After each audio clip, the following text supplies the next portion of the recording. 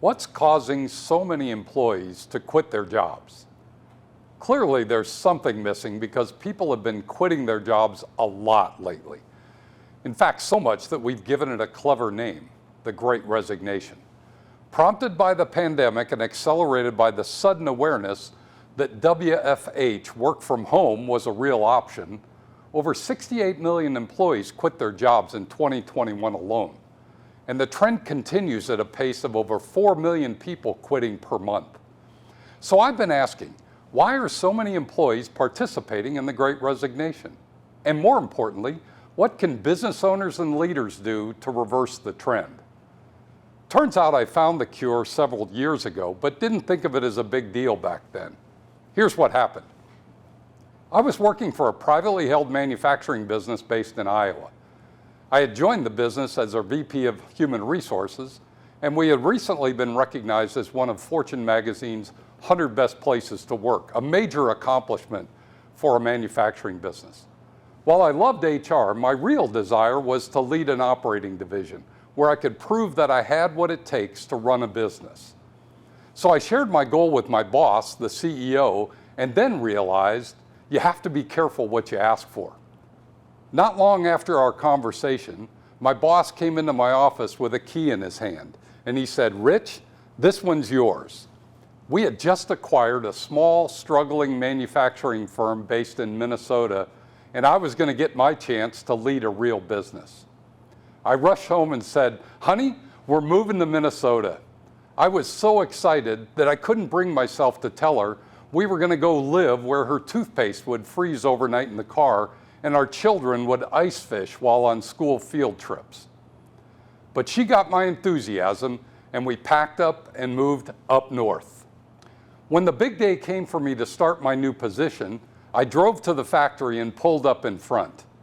As I opened the car door, I could smell wood being cut and the distinct rhythmic sound of saws running. The shop was alive with activity, and I had an overwhelming feeling of, what have I gotten myself into? I had never run a business. Sure, I'd been around those who did, but it was never on me to make it work.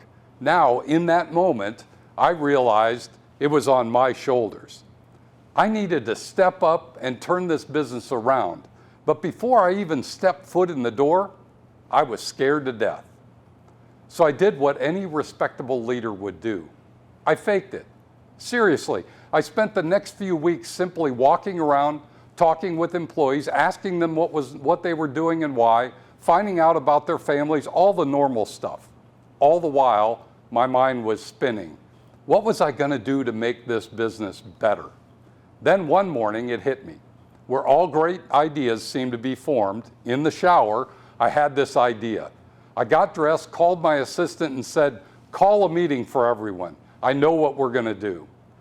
We cleared out a part of the warehouse, enough room to fit 200 people, and I put my bike on a table at the front of the room. When I got everyone's attention, I asked them, "What's this?" pointing to the bike. Most looked at me like I had lost my mind. Some said, "It's a bike, duh." Someone in the back shouted out, "Stolen property." I said, "This bike represents our business. And if we could tune up this business like tuning up this bike, we could make it go really fast and it would be fun to ride." I took them on a lap around the bike, and right away, I could tell that they had had a much clearer idea of just how our business worked. And more importantly, they could identify what needed to be fixed or tuned up. That's when I realized I had stumbled upon a hidden secret. Employees actually do care about the company they work for, but far too many leaders assume they're just there to work, not to think. I don't have time to take you on a lap around the bike today, but just know that every part of the bike represents a critical part of a business. Our focus today is on how to cure the Great Resignation, so I want to focus on the seat of the bike. It's probably safe to assume that most everyone watching this has ridden a bike, so you know firsthand how painful it is to ride a bike when the seat's not adjusted correctly, right? It turns out the same is true in business. The seat represents your people programs, And a poorly adjusted seat in business can be very painful. In fact, I'd suggest it's the reason why so many employees are choosing to quit rather than pedal. But a well-adjusted seat results in a very engaged, high-performing team of employees.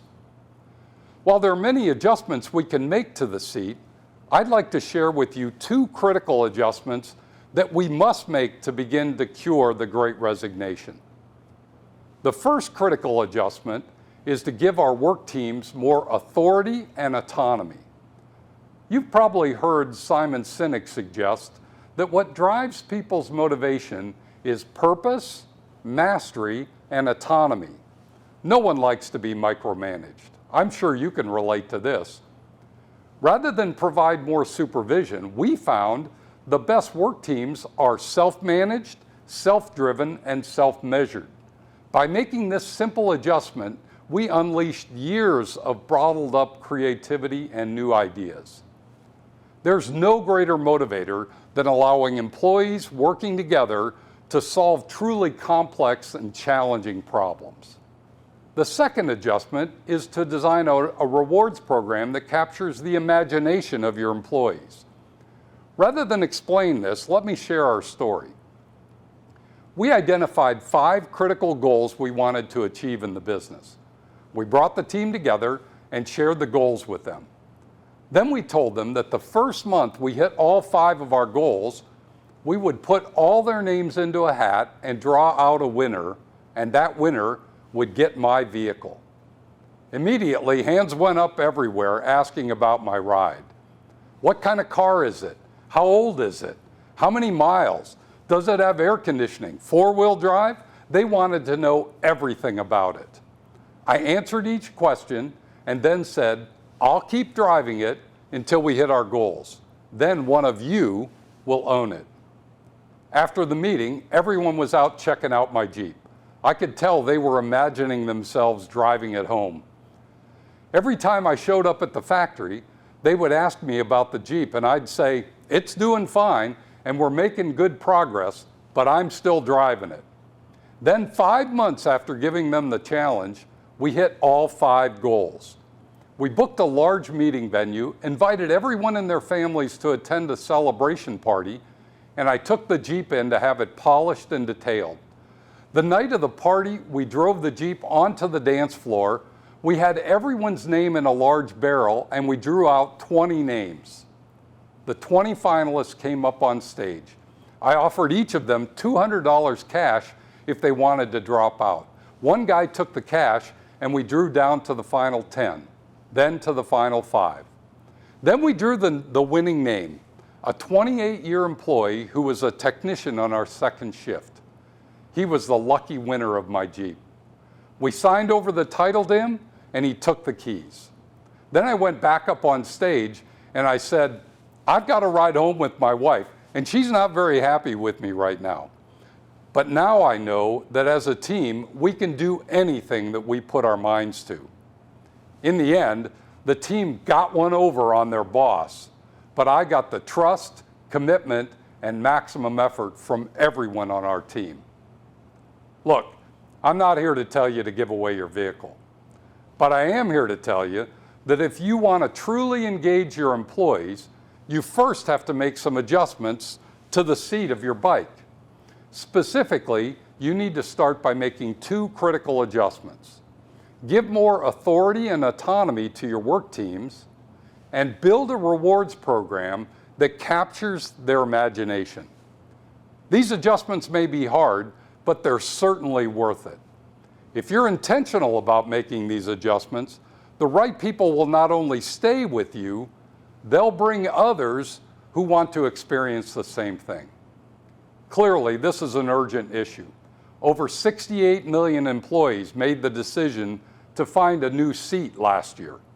Millions more will make a similar decision this year. No matter what your role in business is today, you can make an impact. If you're an employee, share this talk with your boss. If you're thinking of starting your own business, incorporate these adjustments into your seat from the start. And most importantly, if you're a business owner, the one holding the adjusting wrench, make these adjustments now so you can avoid having your employees quit in search of a more comfortable seat.